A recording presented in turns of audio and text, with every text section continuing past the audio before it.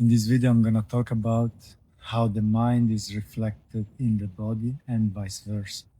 So, from my experience, what I found out about the connection and the reflection, in the sense of if you have something going on in your mind, you will see it in the body as well, and vice versa, because when you have something in your body, it will change the state of your mind, and they're not truly separated. We can talk about these two different things: one, the material, the gross, the dense, the physical, and the other, more subtle, more fluid and moving, which is the realm of thoughts, emotions, sensations in general. Well, they come together in the human system, which has both, and it's really, really valuable to explore this connection, because you will find that by working on the body, you solve your mind. And at the same time, by working on the mind, you find a body that feels good, that is comfortable, that allows you to do stuff. And that is health, simply. It's freedom to do things because you can move, because you're not stuck in a way. And so, in particular, talking about freedom of body and mind, what I found out by myself, and of course, I'm not the first one to discover this very basic truth, is that by gaining freedom in the body, by stretching, by opening up, by relaxing what can be relaxed, which is mainly the muscles. And then there's the whole topic of really creating space, lengthening tendons, fascia. That's not really relaxation. Maybe it is. It's more a lengthening that creates space and freedom. But the point, if you want to act directly on the mind, is to find those points where the connection is most strong. And those are the muscles. Why? Because you can control your muscles with your mind. And by some very deep law of nature, vice versa, the muscles control your mind. So, if you take the time and the presence to stretch, to stay feeling your tension so that you can relax it, okay, you have to feel it. You have to find the address in your mind to that specific line so that when you feel it, you can choose. You can simply choose. You can send a signal and you can stop sending a signal. So, when you take your time to go deeper into a stretch and find that you can relax a part of your body, at the same time that you release the tension in the body, you will find that a thought is released or a mental structure is loosened. A story maybe is let go for a moment. And there is really no way around it. The two things happen simultaneously: releasing the thought and releasing the tension in the body and feeling the thought and allowing it to let go. It's just two sides of the same event. So one release event has these two sides: a muscle or a group of muscles that release, and a mental structure that opens up, a thought that is also being thought and then let go. While if you engage with the thought, if you stay in it, at the same time you will be closing and closing or keeping some tension in. So instead, the process of opening up and releasing in the body, which is in a way the most easily accessible because you can just see it. Geometry is matter, so you can move it, you can decide, okay, let's do this. And you will find as well that the mind does not have to be stuck in what is so familiar. It is all the mental environment that's around our awareness and that determines how we feel in general, how we move through the world, through our life, moment by moment. We are very much influenced by all of these around. So the mind around the awareness. And now this connection with the body goes really deep more than any religion can say, more than any sacred text, any system of thinking, your own relationship to your body is deeper than anything anyone can say. And you can discover it, you can explore it by feeling, not overly intellectualizing, which is useful, of course, to have concepts and ideas to approach a way of doing. But then the actual thing, the actual work, is when you take the time to feel, to be present with the sensations, to be present with your thoughts, not to be inside the thought, but to look at the thought and say, okay, this is what I'm thinking. So taking a step back, which doesn't immediately kill the thought, and that's okay. You can look at it, then you decide if you want to give it energy or not. You find that you have a choice. You are not a slave of your mind. You have a choice because if you are putting energy into it, then you can also decide to not put energy into it.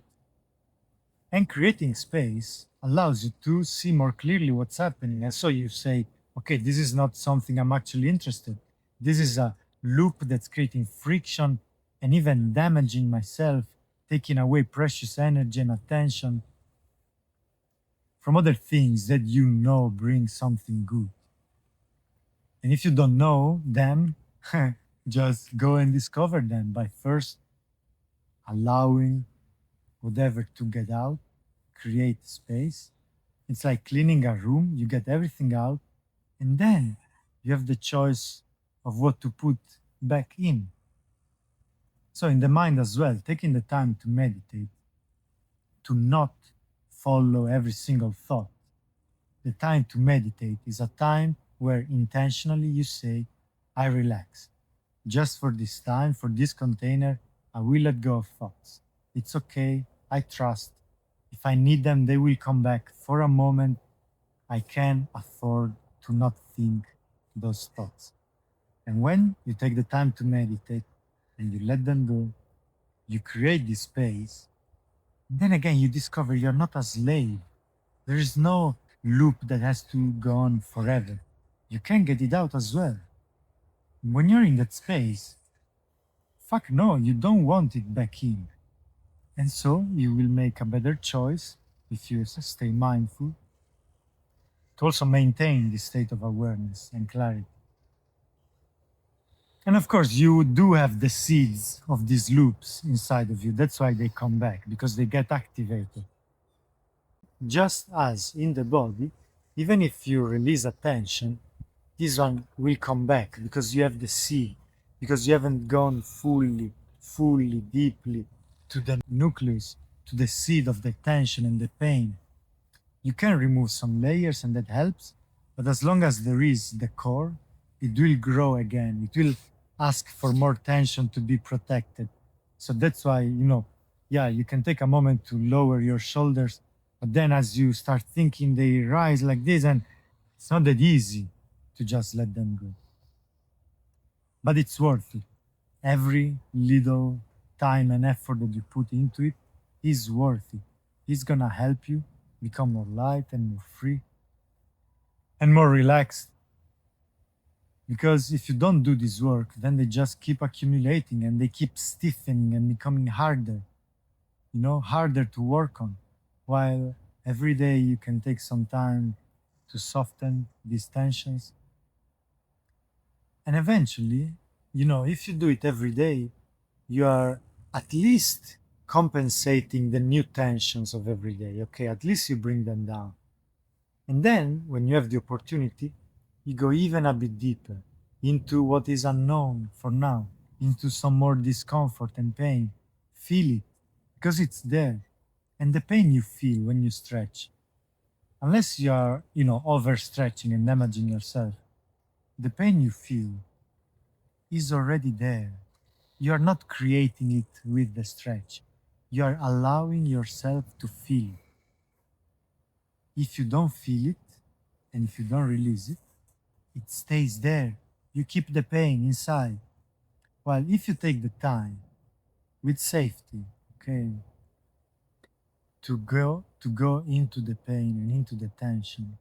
You consume it because the pain, the sensation is there for you to feel. And once you feel it, you don't have to feel it anymore because you got the information, you got the signal, okay, that was contained there. So if you take the time and go to the pain and relax into it, you choose to keep relaxing, you choose to keep trusting,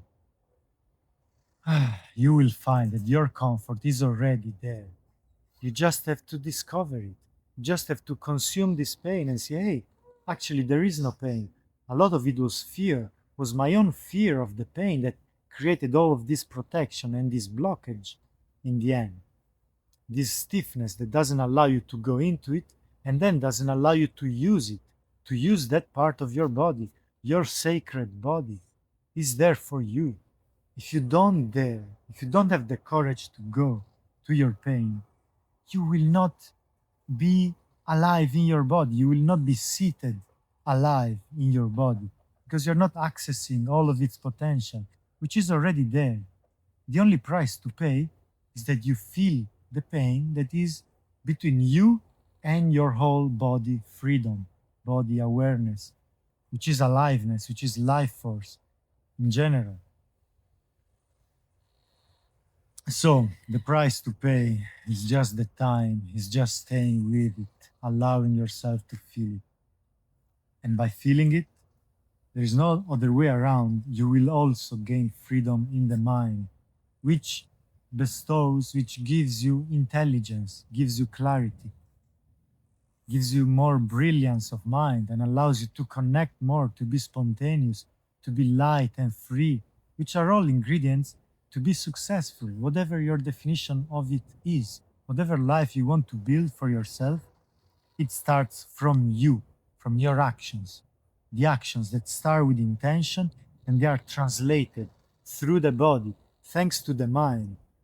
So you've got to gain control of both, but not control in a hard way. No, I mean releasing all the blockages, including your idea that you have to decide everything, just allowing yourself to feel, creating space, and then your intention can flow. Then you just do because you're free and because you know what you want to do. So you do it.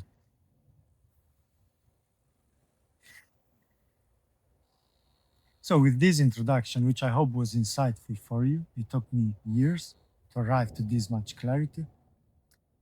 I just want to leave the advice of taking care of the body, in particular, relaxing the body, which is not laziness and it's not just stillness, it's active relaxation, is going to the pain, is opening up the lines, is feeling everything that you can open.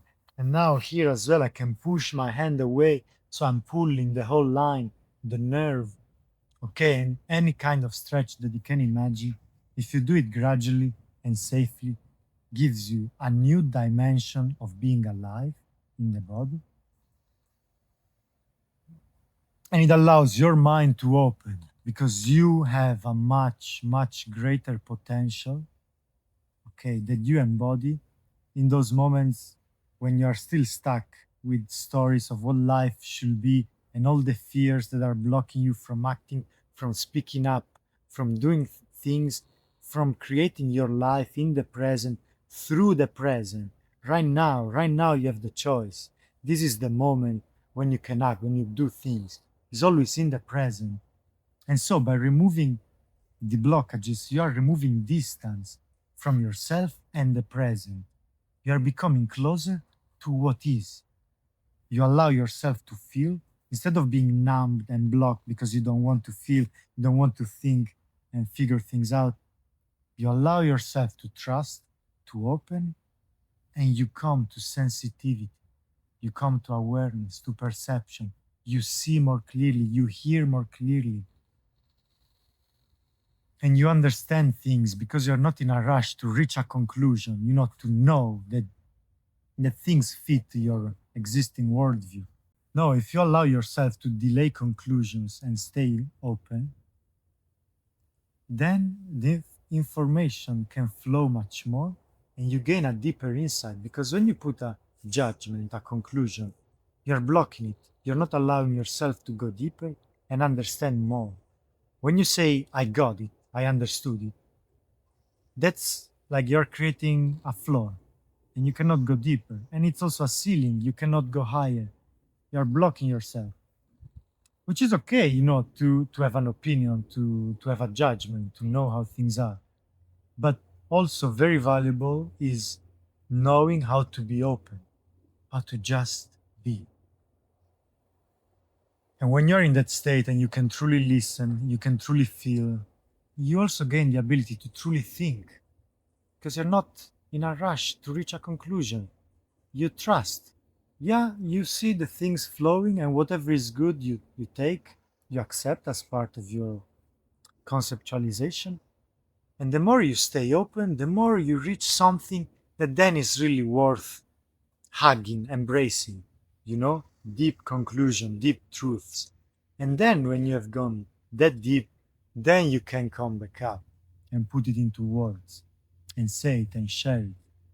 Knowing that also everything right now that I'm explaining through concepts is just a story, it's just an idea.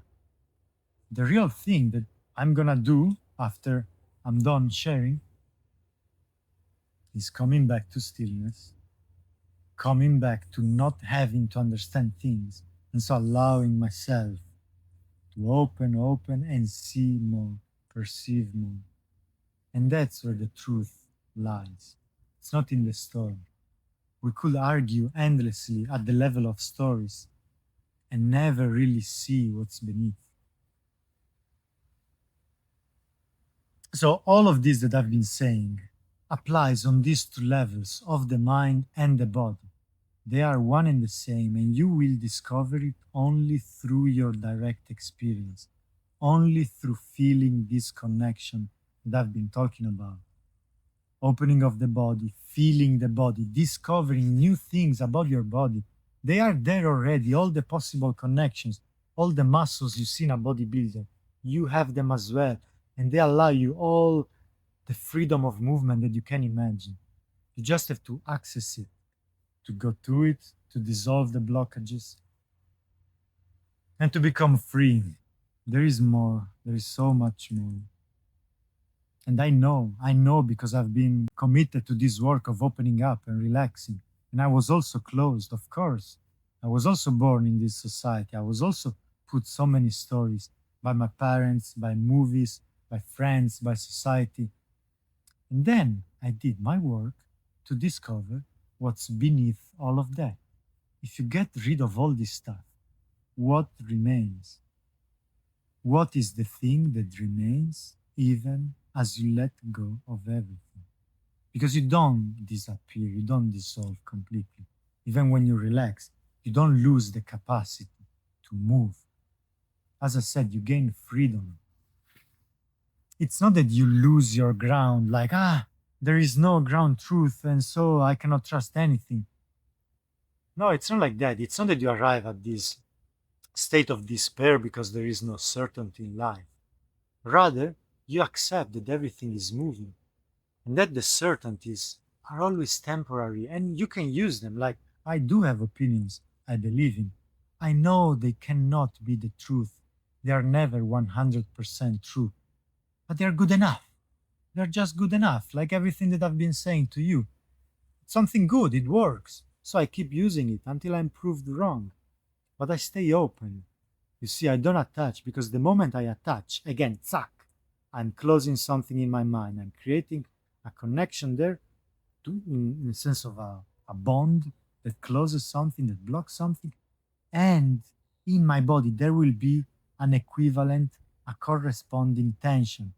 I will lose my ability to breathe fully and deeply if I believe strongly something. And of course, there's always two sides because believing something strongly can also give you energy and allow you to push against a blockage and so to breathe more strongly and more deeply. So, again, you don't have to lose all tension, you just have to choose your tension. And if you like to work with me, I offer guidance online and in person to explore this relationship, to guide you with techniques, with exercises, with points of awareness, so that you can expand and gain yourself, gain your freedom, your strength and confidence. Go to the link in the description. You'll find out.